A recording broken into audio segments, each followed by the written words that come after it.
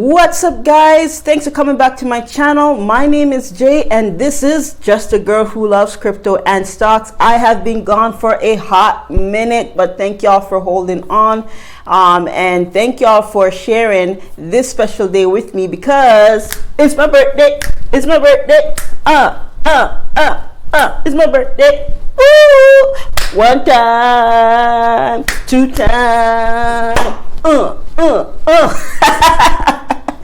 Yes, y'all, I am another year older, another year wiser. I am 34 years young and I just feel blessed and awesome to be here. And of course, to share it all with you, my lovely subscribians. Thank y'all so much. Woo! I just want to give Yahweh the blessing and the grace just to help me to be here right now. I am healthy, well, able-bodied, and I am taking care of what I need to take care of, support me, my kids. So I am blessed for that, and I pray that I live to see many, many more years to come. That being said, I really just wanted to come here and talk about something that's been bothering me. And I really wasn't going to do it on my birthday because I don't want it to be a downer, but it's only because it's been playing up in my mind, and I'm wondering if anybody else feels this way. Maybe because I'm a year older, it's just coming more into light with me.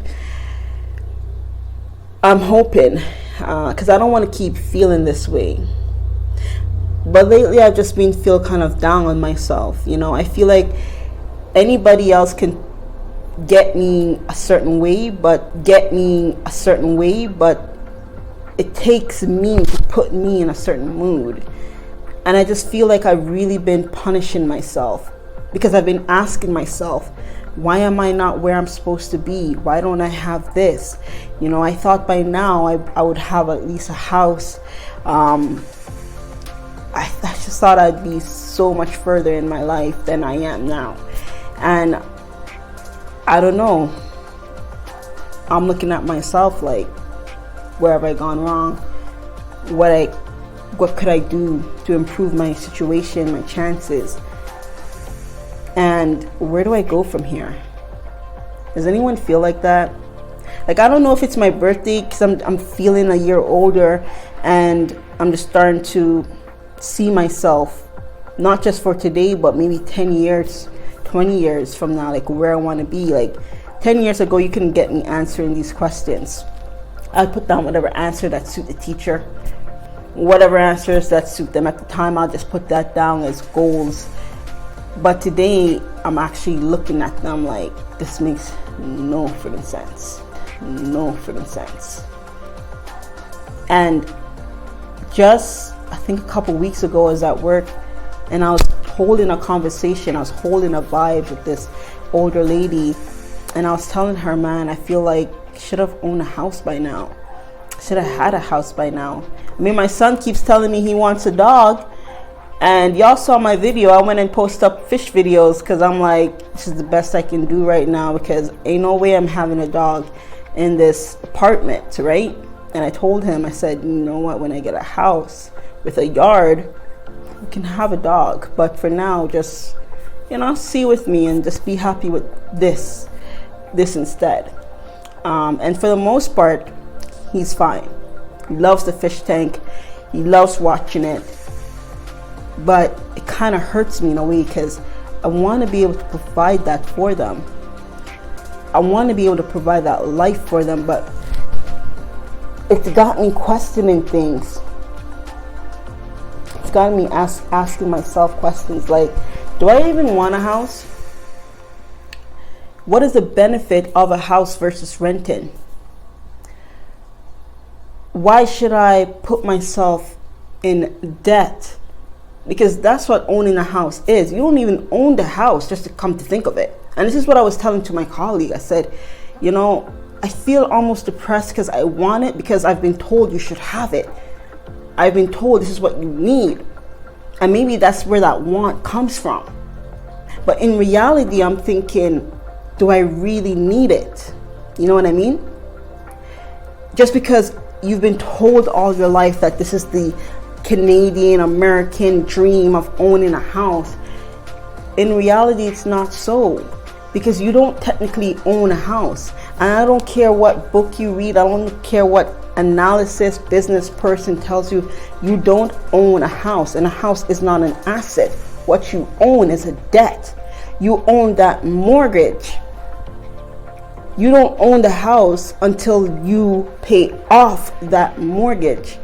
You don't own the house unless you start to rent it out, and now that house is earning you an income. It's earning you rental income. See, now that house becomes a asset because it's earning you money instead of just a liability. And my sister owns a house right now, and the way how she explaining it to me, she's like, yo, even if you got 3 jobs, a perfect credit score, and money in the bank, it's still not enough. And I'm a single parent, so I'm like, well, what does it take to own a house these days? Why should I be so geared up and pressured to owning a home when in reality, do I really want to own $1 million in debt that's going to take me the next 30 years to pay off? Am I even going to be able to enjoy that house? I want to be able to sit back, relax, cock up my feet on my couch that I own, and not some pay later thing, you know. I want to be able to relax some. But even when you have a house, as my sister is telling me, like, yo, those bills be rolling in. You don't get a minute to breathe. They're just coming in rapidly. Oh, one after the other. Boom, boom, boom. Just to remind you, you own a house. Is that something that I want? I'm always preaching on my channel, asset over liabilities. So why do I feel like I failed? Why do I feel like, yo, I should own a house, a car, a land, everything? And so I was explaining this to my colleague, and she's like, you know, it's tough for you guys now. It's tough. I'm a millennial, and we have been priced out so badly. Not only that, but I feel heavily marginalized, heavily discriminated. I don't even have to tell you guys the story of what it took to even rent in the place that I am at now. And even during when I was trying to rent a basement apartment, and you know what? I'm not even gonna front like that because I understand the situation that we were in. But yo, I felt so racialized, marginalized, every type of discriminalization, every type of eyes I felt. I'm young, I'm black, I'm single, I got 2 kids. And the world is asking. And I feel like, yo, what do I have to do to get a place? Sell my kidney? Give you my firstborn son? What do you want, 1/10 of my blood? It's becoming increasingly hard, y'all. And I'm thinking, yo, just for me, just to obtain this place, what I had to go through. Can you imagine just trying to own a home as an independent young female black woman in Canada? And I feel marginalized because, you know, it's like if you're Caucasian, you got to jump to maybe 2 or 3 hoops to get to the house. But as a black person, you got to jump through 10 hoops just to get to the house. And the reason why I say this is because this colleague told me about a program, and she told me to look into it. And I actually did, because I am still interested in owning a home, but I'm just trying to figure out a way, like, how do I own and be able to pay it off quickly and still feel good? Because I don't want to own a debt. I don't want to continue paying 30 years into a mortgage. And if you say, well, you're buying it for your kids, them kids. I love my kids, but let's face it, your kids grow up, and you hope they grow up, you pray they grow up, and they move out. You pray they move out. They travel, they see other things, they have their own experience, their own lives, but really they want to come back home and live. So by the time you're dead, what they do, they sell the place.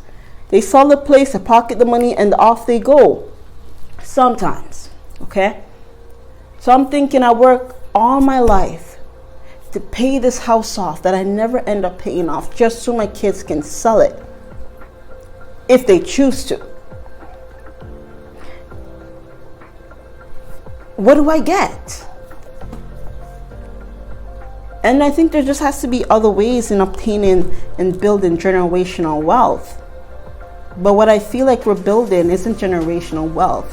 We're building generational debt, because that debt gets passed down to your kids. And the reason why I say that is because my grandmother, y'all, just passed away last year. And I was named as one of her trustees. And I'm going through the process of settling her estates. And a part of me thought, yo, like when you die, that's it. Have the funeral, say your goodbyes. But nah,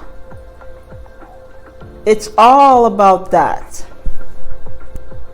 It's all about that. You got to sell her debts, everything, probation. It's a lot. So I'm thinking to myself, how do I build that generational wealth without accumulating generational debt? And this lady came to me with this program, which she thought, you know, I could look into, I'd be interested in, because I'm asking these questions like, yo, how do I go about owning a home without too much debt? Because I don't want to spend 30 years paying it off. I want to pay you off in 10 years and have the rest of my life just having all that money that I work come back to me, because that's where it belongs. And that's how I feel truly you build generational wealth, is through investment. Because growing up, this is going to be a long video, just to let you know. So park yourself in here, hit that like button, subscribe to the channel, and tap the notification bell if you haven't already. Stick around, because maybe you're going through this, maybe you're asking yourself these questions, maybe you're wondering, how do I achieve it? How do I take what I know and get to where I need to be? Okay, that's who this video is for. And maybe you know more programs, and you could link me in the comment section below. Let's have a real dialogue, a real conversation, because I feel like this is not only me, I feel like there's so many other people that it's affecting. And a thought came to me just recently, and I was thinking, like, I'm jumping all over the place here, but I don't care. It's my channel. But I'm thinking, man, why is it that the institutions that are supposed to be helping us are the ones that want to entrap us? Growing up, I lived in a house. My grandmother had a house, and we lived in a house. But like I said, I wasn't taught anything about finance. I was taught to save, not how to save. Okay? I was never taught about investing, or what type of investment vehicle I should choose. I was never taught about real estate. I was never taught about personal finance. I was never taught any of those things. So of course I made the mistakes like many other young millennials. I got into debt when I was young. I went into school. I got a huge student loan.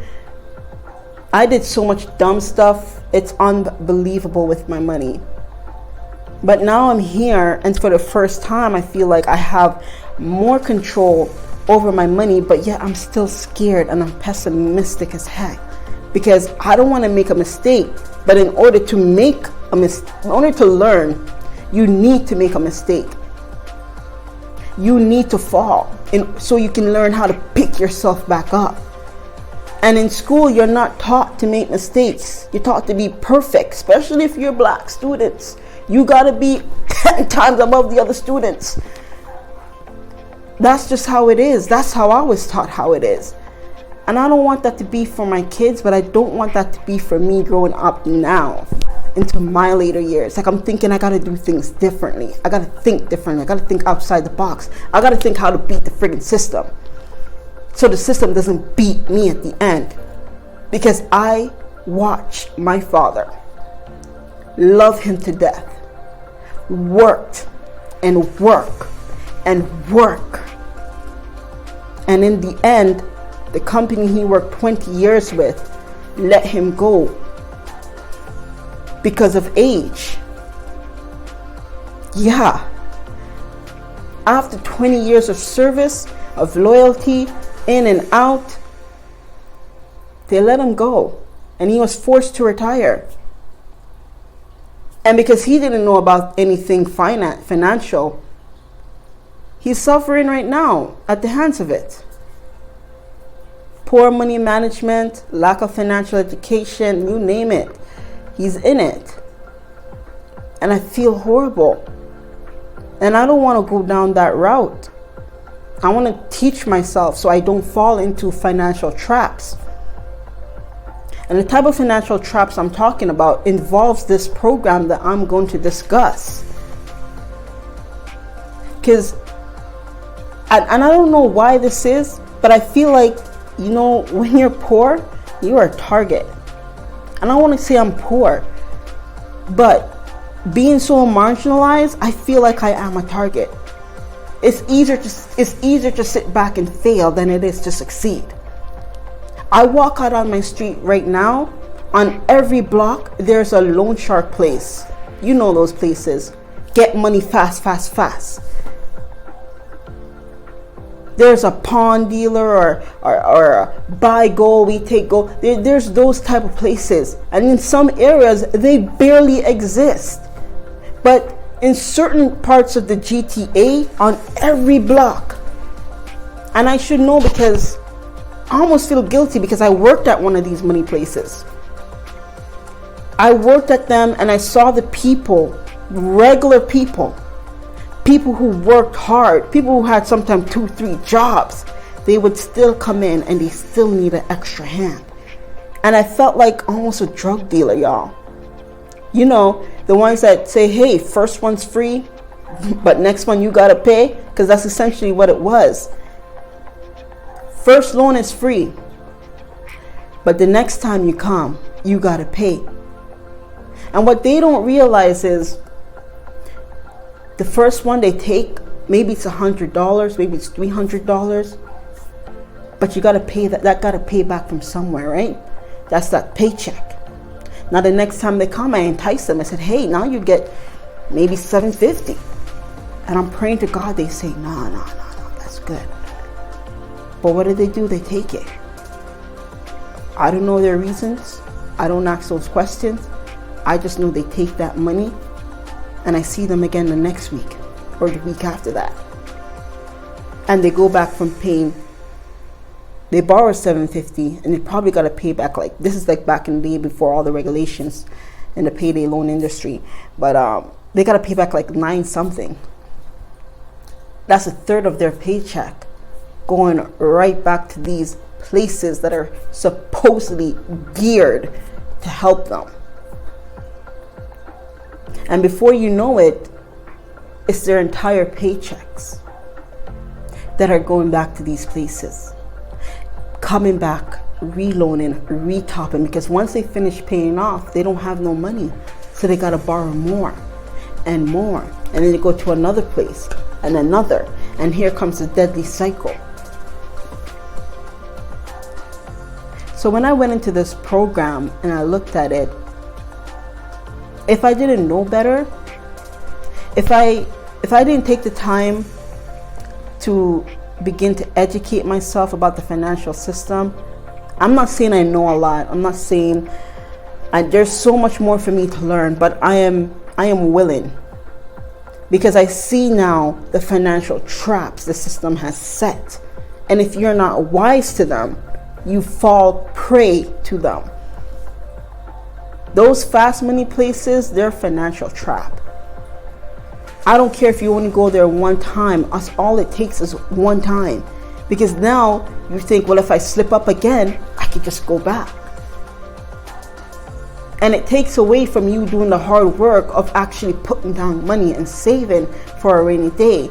Instead of thinking, well, there's just a money place down the street. I can just run and get $300 and pay it back, no problem.